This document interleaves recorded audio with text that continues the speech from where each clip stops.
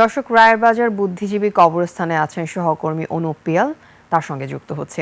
অনুপ, এই মুহূর্তে রায়েরবাজার বুদ্ধিজীবী কবরস্থানে আপনার কাছে আর কি খবর আছে আমাদেরকে জানান।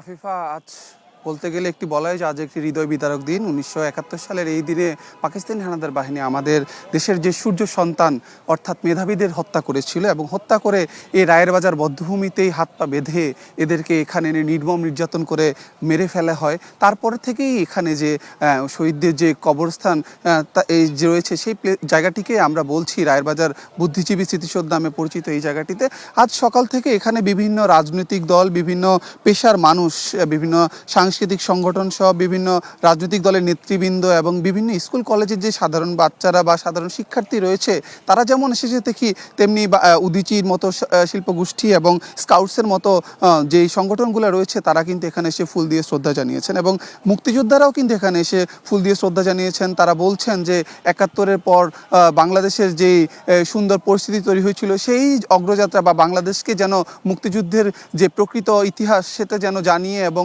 সুন্দর মতন বাংলাদেশের যে মুক্তিযুদ্ধের আদলে যে ইতিহাস গড়া সেই ইতিহাসটাই নিয়েই যেন বাংলাদেশের সাধারণ মানুষজন বড় হতে পারে এবং যারা আজকে নতুন প্রজন্ম রয়েছে তাদেরকেও যেন মুক্তিযুদ্ধের ইতিহাস সম্বন্ধে জানানো হয়। এছাড়া বলতে গেলে বলা যায় যে কোনোবারের চেয়ে এবারের যে বুদ্ধিজীবী দিবস সেটি কিন্তু অনেকটাই বলতে গেলে ম্লানের মতনই।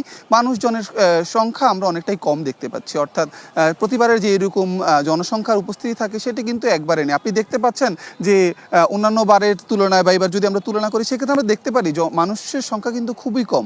সকালবেলার দিকে কিছু রাজনৈতিক দল এবং বিভিন্ন কিছু ইনস্টিটিউটের শিক্ষার্থীরা ছাড়া কিন্তু অনেকের সংখ্যা আমরা দেখতে পাইনি। তো রায়েরবাজার কবরস্থানে এখন আমরা বেলা বাড়ার সাথে সাথে মানুষের সংখ্যা যেমন কম দেখতে পাচ্ছি, তেমনি বলতে গেলে বলা যায় যে অনুষ্ঠানের আনুষ্ঠানিক যে এই প্রক্রিয়া সেটি কিন্তু শেষের দিকে। তো রায়েরবাজার বুদ্ধিজীবী কবরস্থানের যে সর্বশেষ পরিস্থিতি সেটি বলা যায় যে মানুষের জনসংখ্যা এবার অনেকটাই কম। বলছে যে যদি সরকারিভাবে উদ্যোগ নেওয়া হয় তাহলে মনে হয় এটি ভালো হতে পারে।